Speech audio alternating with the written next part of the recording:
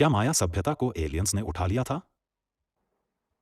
माया सभ्यता ने एक उन्नत कैलेंडर और गणित प्रणाली विकसित की थी।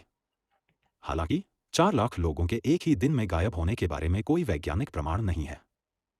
और न ही इस बात का कोई वैज्ञानिक सबूत है कि पिरामिड स्काई गॉड्स के द्वारा बनाए गए थे। माया सभ्यता के पतन के पीछे सूखे, अकाल, बीमारी और युद्ध जैसे कारक थे। माया सभ्यता की तकनीक और कैलेंडर। माया सभ्यता ने एक जटिल कैलेंडर विकसित किया था जो 260 दिनों के धार्मिक चक्र और 365 दिनों के सौर वर्ष से बना था। यह कैलेंडर खगोलीय घटनाओं की भविष्यवाणी करने और धार्मिक अनुष्ठानों को व्यवस्थित करने के लिए इस्तेमाल किया जाता था। माया सभ्यता ने शून्य की अवधारणा और एक दशमलव प्रणाली का उपयोग किया। उन्होंने जटिल गणितीय गणनाएं भी की जो खगोल विज्ञान और वास्तुकला में उपयोगी थी। 4 लाख लोगों का गायब होना। यह दावा एक लोकप्रिय सिद्धांत है, लेकिन इसके लिए कोई वैज्ञानिक प्रमाण नहीं है।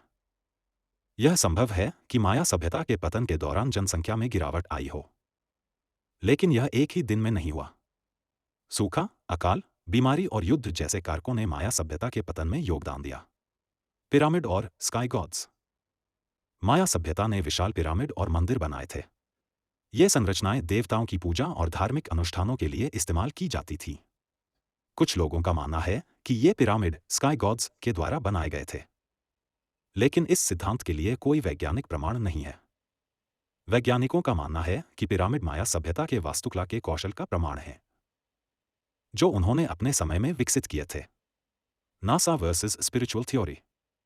नासा जैसी वैज्ञानिक संस्थाएं माया सभ्यता के पिरामिड और अन्य संरचनाओं का अध्ययन करने के लिए वैज्ञानिक तरीकों का उपयोग करती हैं, जैसे कि पुरातात्विक खुदाई और भूभौतिकी सर्वेक्षण।